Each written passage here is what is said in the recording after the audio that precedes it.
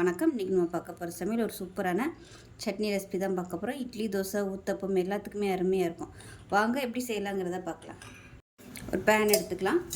நல்லா ஒரு 3 டீஸ்பூன் அளவுக்கு எண்ணெய் விட்டுக்கலாம். வெங்காயம், தக்காளிலாம் வதக்கணும். அதுக்கு தகுந்த மாதிரி எண்ணெய் விட்டுக்கணும். இப்போ பாருங்கள், எண்ணெய் நல்லா சூடாயிருச்சு. 1 டேபிள் ஸ்பூன் உளுந்து சேர்த்துக்கலாம். 1 டேபிள் ஸ்பூன் கடலைப்பருப்பு சேர்த்துக்கலாம். அடுப்பு மீடியத்தில் வச்சுக்கோங்க. இது கூடவே காரத்துக்கு தகுந்த மாதிரி பச்சை மிளகாய் சேர்த்துக்கலாம். நான் ஒரு 10 பச்சை மிளகாயை 2ஆக உடச்சிட்டு வச்சுருக்கிறேன். முழுசாக போட்டிங்கன்னா அப்படியே வெடிக்கும். இப்போ தான் சேர்த்துக்கலாம். அது கூடவே ஒரு 5 பல் பூண்டு சேர்த்துக்கலாம்.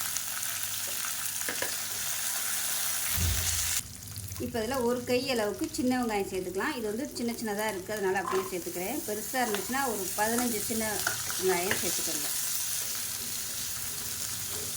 இந்த வெங்காயம் நல்லா வதங்கட்டும். அப்போ தான் சட்னி நல்லா வாசமாக இருக்கும். வெங்காயமும் பச்சை மிளகாயும் நல்லா வதங்கணும்.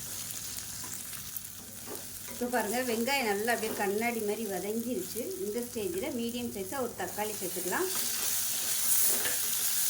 தக்காளி இல்லாமல் புளி சேர்த்துக்கலாம். அதுக்கு பதிலாக நான் தக்காளி சேர்த்துருக்கேன்.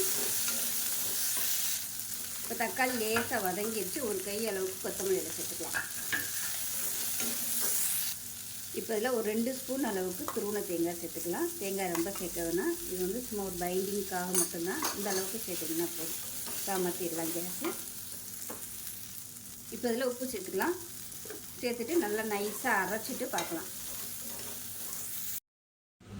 இப்போ பாருங்கள், சட்னி நல்லா நைஸாக அரைச்சாச்சு. ஒரு பவுலில் சேர்த்துக்கலாம். இப்போ மிக்ஸி அலசிட்டு தண்ணி சேர்த்துக்கலாம். இட்லிக்குனா நல்லா தண்ணியாக வச்சுக்கோங்க. தோசைக்குனா நீங்கள் கெட்டியாகவே வச்சுக்கலாம். இப்போ எப்பயும் போல் கடுகு, உளுந்து, கருவேப்பிலை, பெருங்காயம் போட்டு தாளித்து போட்டுக்கலாம். அவ்வளோதான், அருமையான பச்சை மிளகா தண்ணி சட்னி ரெடி ஆகிடுச்சு. டேஸ்ட்டு சூப்பராக இருக்கும். நீங்கள் ஒரு தடவை இது மாதிரி செஞ்சு பாருங்கள்.